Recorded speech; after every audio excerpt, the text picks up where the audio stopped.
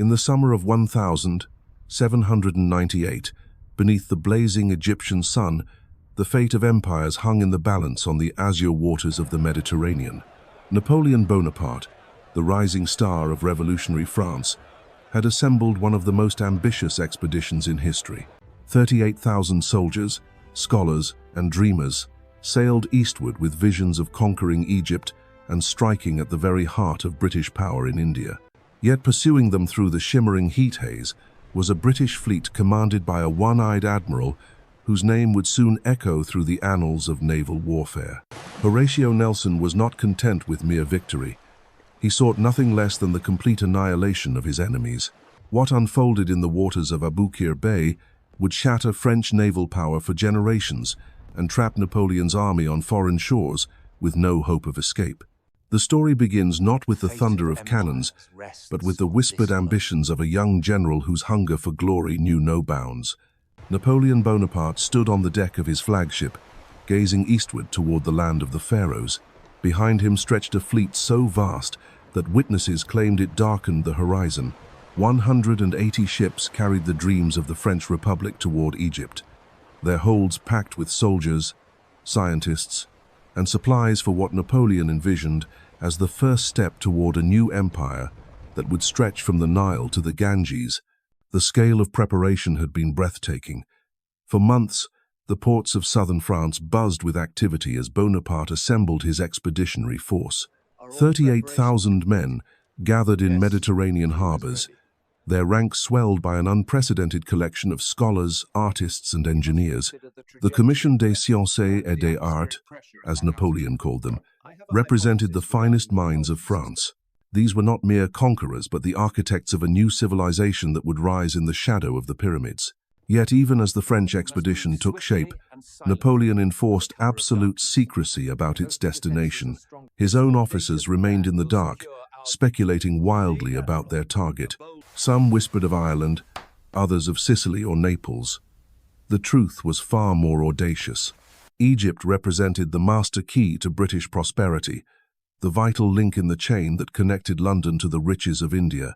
By seizing Egypt, Napoleon believed he could force Britain to its knees and reshape the balance of power across the globe.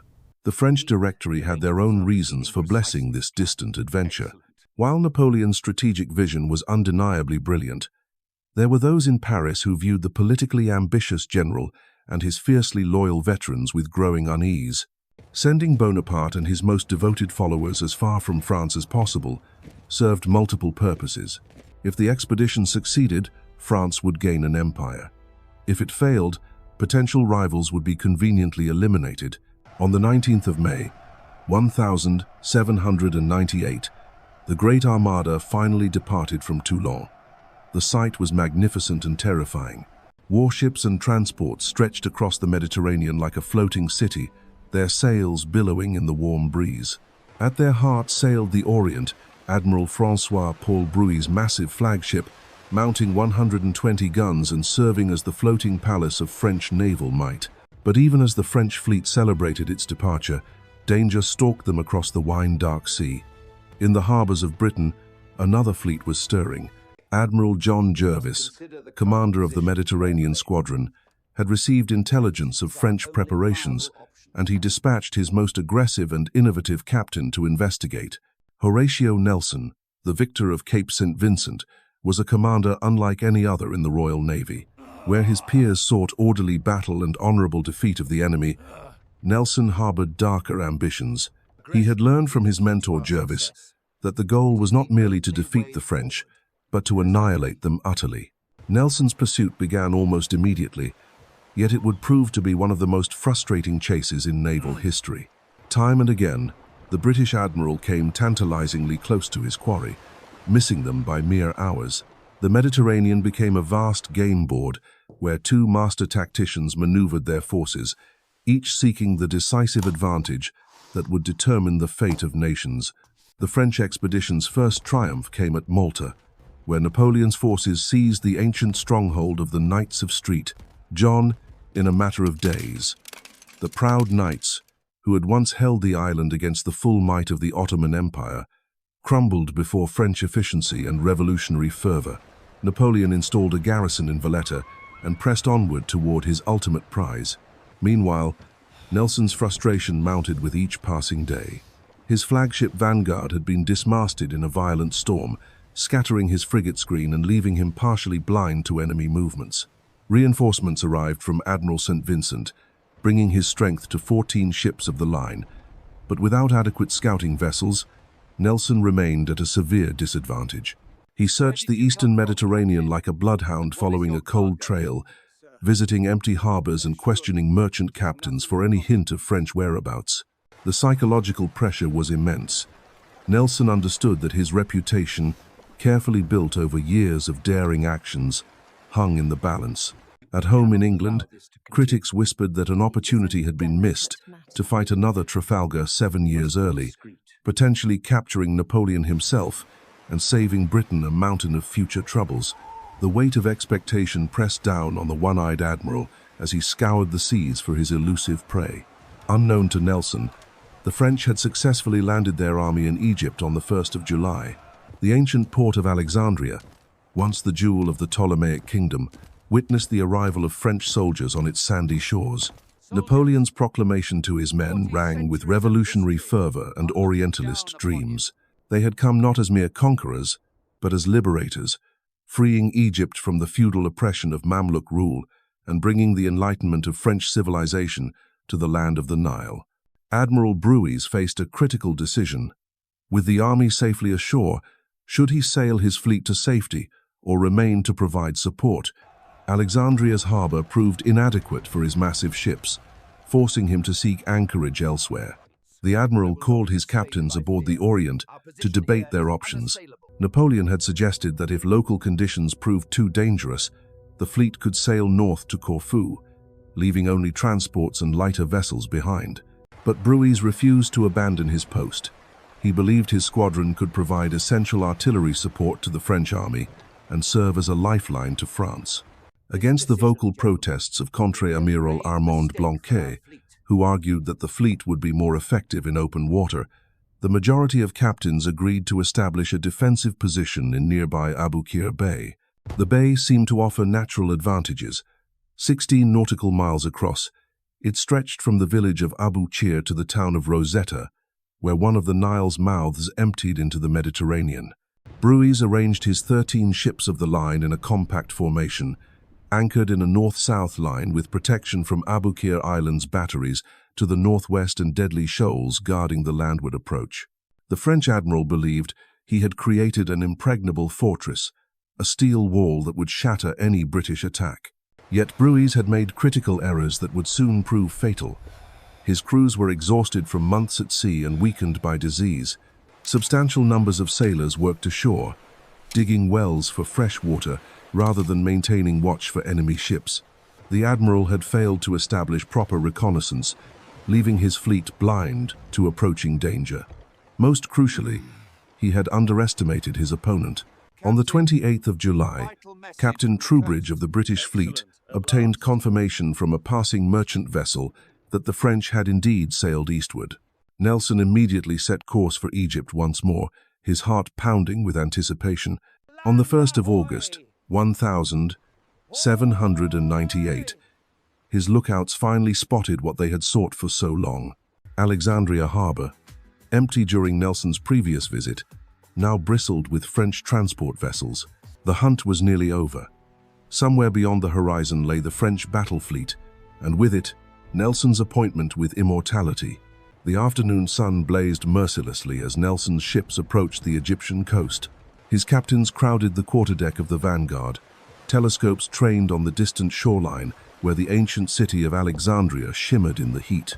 The sight that greeted them sent electricity coursing through British hearts.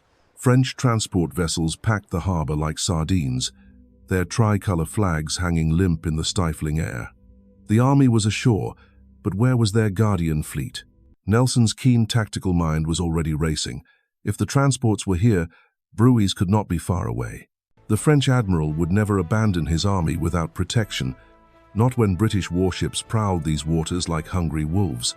Nelson ordered his fleet to sweep eastward along the coast, every man straining his eyes for the telltale forest of masts that would mark their quarry's position. As the British ships rounded the headland near Aboukir, the horizon suddenly erupted with enemy sails. There, anchored in the broad sweep of Aboukir Bay, lay the French battle fleet in all its terrible majesty. 13 ships of the line stretched across the water in perfect formation, their hulls dark against the golden afternoon light. At their center towered the Orient, Brueys' colossal flagship, her 3 decks bristling with cannon that could reduce any British ship to floating wreckage. The sight should have given Nelson pause. Conventional naval wisdom demanded caution when attacking an enemy in a prepared position, especially with darkness approaching. Most admirals would have withdrawn to study the French dispositions, plan a careful approach for the following dawn, and ensure every detail was perfect before risking battle. But Nelson was not most admirals. His mind worked with the speed of lightning, analyzing the French position and recognizing opportunities that lesser commanders would have missed. The enemy ships were anchored in line, their broadsides facing seaward to repel any frontal assault. But anchored ships had limitations. They could not maneuver, could not choose their angles of engagement, and most importantly, they had left a crucial vulnerability exposed. Nelson summoned his captains to the Vanguard's great cabin for rapid consultation. These were men who had sailed with him before, officers who understood his revolutionary approach to naval warfare. Captain Thomas Foley of the Goliath, Captain Samuel Hood of the Zealous, Captain James Saumarez of the Orion. Each was a master mariner in his own right, yet they deferred to Nelson's genius for reading the tactical possibilities that others could not see. The plan Nelson outlined was breathtaking in its audacity. Rather than attack the French line head-on, where superior numbers would tell against the British, he proposed to divide his fleet and strike the enemy from 2 directions simultaneously. Some ships would engage the French from seaward as expected, but others would perform a maneuver that would revolutionize naval warfare forever. Nelson had observed something crucial about the French anchorage. If there was room for each enemy ship to swing on its anchor with the tide, there must be room for a British ship to pass between the French line and the shore. By sailing around the head of the enemy formation, several British vessels could attack from the landward side, catching the French in a devastating crossfire. It was a move that required perfect seamanship, intimate knowledge of wind and tide, and nerves of steel. The slightest miscalculation would send British ships crashing onto the shoals that guarded the bay's inner waters. The sun was already sinking toward the western horizon, painting the sky in shades of orange and crimson. Any other admiral would have waited for dawn, but Nelson understood that darkness could be an ally rather than an enemy. The French would not expect a night attack, and confusion in the darkness might work to British advantage. More importantly, Nelson had trained his crews to fight by touch and instinct, while the French sailors, weakened by months in tropical waters, would struggle to respond effectively in the chaos of nighttime battle. At 5:30 in the evening, with the British fleet bearing down on Aboukir Bay in line of battle, Nelson raised the signal that would echo through naval history. The flag spelling out "Engage the enemy" more closely snapped in the wind as British gun crews loaded their weapons and prepared for the fight of their lives. Admiral Brueys watched the approaching British ships with growing alarm. He had expected Nelson to probe the French defenses and withdraw, perhaps sending a single vessel to take soundings in the bay. The sight of the entire enemy fleet forming for immediate attack sent shockwaves through the French command. There were barely 45 minutes of daylight remaining. Surely no sane admiral would risk a night engagement in unfamiliar waters against a prepared enemy position. But as the British line drew closer, Brueys realized with dawning horror that Nelson was indeed committed to battle. Frantic signals flew from the Orient as French captains scrambled to recall their shore parties and prepare for action. Drums beat to quarters throughout the anchored fleet as sailors who had been relaxing in the late afternoon heat suddenly found themselves racing to man their guns. The French position should have been unassailable. Their ships were anchored in perfect order, forming an iron wall across the bay's entrance. Shore batteries on Aboukir Island commanded the northern approach, while treacherous shoals protected the southern flank. Any attacking force would have to approach directly into the teeth of French firepower, accepting terrible punishment before they could reply effectively. Yet as Nelson's fleet approached, the British admiral's tactical brilliance became apparent. The leading ships, Goliath and Zealous, did not steer for the expected frontal assault. Instead, they swept northward around the head of the French line, their deep-drafted hulls skimming dangerously close to the underwater hazards that lurked beneath Aboukir Bay's deceptively calm surface. Captain Foley and the Goliath led this daring maneuver, his ship's bow cutting through the evening swells as he navigated by instinct and years of experience. Behind him followed Zealous, Orion, Theseus, and Audacious, each captain trusting in Nelson's judgment and their own seamanship to avoid the fate that awaited any vessel unlucky enough to strike the hidden shoals. The psychological impact on the French was immediate and devastating. Brueys had planned for a conventional engagement, with British ships attacking his line from seaward, while his vessels replied with massed broadsides. Instead, he watched in growing dismay as enemy warships materialized on his unprotected landward flank, turning his carefully prepared defensive position into a death trap. As the sun touched the horizon and the first British ships opened fire, the Battle of the Nile erupted with a fury that would be remembered for centuries to come. The thunder that erupted across Aboukir Bay was unlike anything the world had witnessed. As Captain Foley's Goliath swept around the head of the French line, her 44 guns spoke in perfect unison, belching flame and iron into the unprepared landward side of the enemy formation. The French ship Guerrier, caught completely off guard by this unprecedented maneuver, shuddered under the devastating impact. Her mast splintered, her rigging collapsed in tangled ruin, and her crew fell in heaps around their guns. But this was only the beginning. As each British ship followed Goliath around the French van, they delivered their own crushing broadsides into the helpless enemy vessels. Zealous, Orion, Theseus, and Audacious formed a line of destruction that raked the French ships from bow to stern. Within 20 minutes of the first shot, the leading 3 French vessels had been reduced to floating wrecks, their guns silenced and their crews decimated.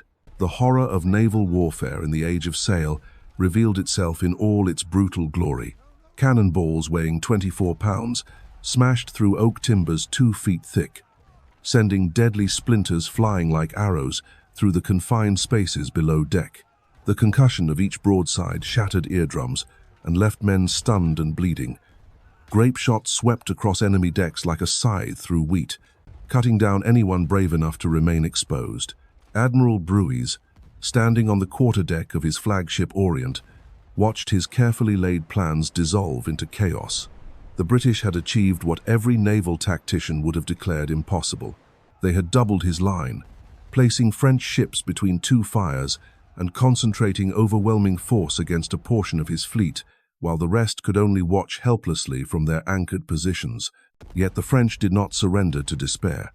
These were veteran sailors who had fought the Royal Navy before, men hardened by years of revolutionary warfare and trained in the traditions of French naval excellence. As the British ships pressed their attack, French gun crews responded with their own devastating volleys. The confined waters of the bay echoed with the roar of hundreds of cannon as both fleets hammered each other at point-blank range. Nelson himself was not immune to the carnage unfolding around him. As his flagship Vanguard engaged the French ship Spartiate, enemy gunners targeted the British command structure with deadly precision. Captain Antoine-René Thévenard had used his anchor spring to angle his broadside across Vanguard's bow, a position that allowed his guns to rake the British flagship from stem to stern. The concentrated fire was devastating. Vanguard's casualties mounted rapidly as French shot tore through her hull and rigging. At approximately 8:30 in the evening, an iron splinter fired in a Langrage round struck Nelson above his blinded right eye. The impact was catastrophic. A flap of skin fell across his face, and blood poured down his features as the Admiral collapsed into the arms of Captain Edward Berry. In that moment of crisis, Nelson believed his wound was mortal. The man who had faced countless battles without flinching suddenly found himself confronting his own mortality in the swirling darkness of a ship readout to those around him. "Remember me to's cockpit. I am killed. He see, my wife." The psychological impact was as devastating as the physical injury. Nelson, temporarily blinded by blood and torn flesh, was certain that death had claimed him at the moment of his greatest triumph. The ship's surgeon, Michael Jefferson, worked frantically to assess the damage while the battle raged overhead. His examination revealed that despite the dramatic appearance of the wound, it was relatively superficial. The iron splinter had torn the scalp, but had not penetrated the skull itself. With careful stitching, Jefferson managed to close the gash and stop the bleeding, though Nelson's recovery would be neither quick nor comfortable. Even as their admiral lay wounded below deck, the British fleet continued its methodical destruction of French naval power. The doubling maneuver had achieved everything Nelson had hoped for and more. French ships found themselves caught in crossfires that no vessel could withstand for long. British gun crews, trained to a peak of efficiency through endless drills and combat experience, maintained a rate of fire that their enemies simply could not match. The French resistance, while brave, was ultimately doomed by the tactical situation Nelson had created. Ships like Conquerant and Spartiate, isolated at the head of the line and surrounded by British vessels, fought with desperate courage even as their hulls were shot through and their crews slaughtered. The confined waters of the bay, which Brueys had thought would protect his fleet, instead became a killing ground where damaged ships had no room to maneuver and retreat was impossible. As darkness fell completely over Aboukir Bay, the nature of the battle changed but did not diminish in intensity. Muzzle flashes lit the night like lightning, briefly illuminating scenes of destruction that would haunt survivors for the rest of their lives.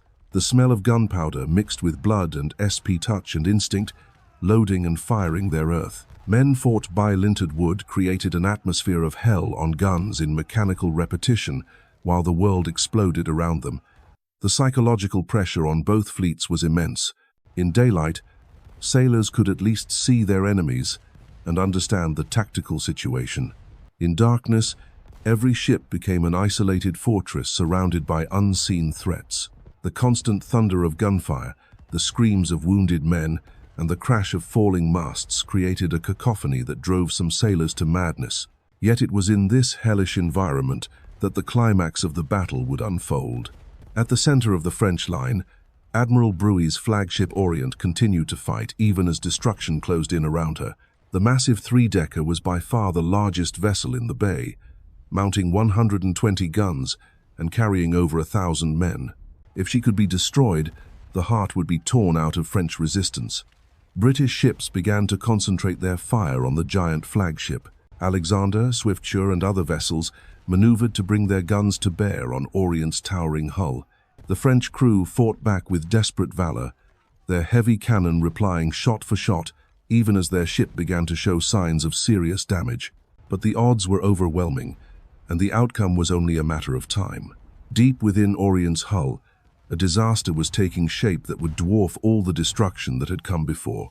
Somewhere in the chaos of battle, fire had taken hold. Whether from burning wadding that drifted from British guns, or from the careless handling of powder charges in the heat of combat, flames began to spread through the flagship's interior. At first, the fire was small and manageable, but in the confined spaces of a wooden warship packed with gunpowder and ammunition, even the smallest blaze could become an inferno.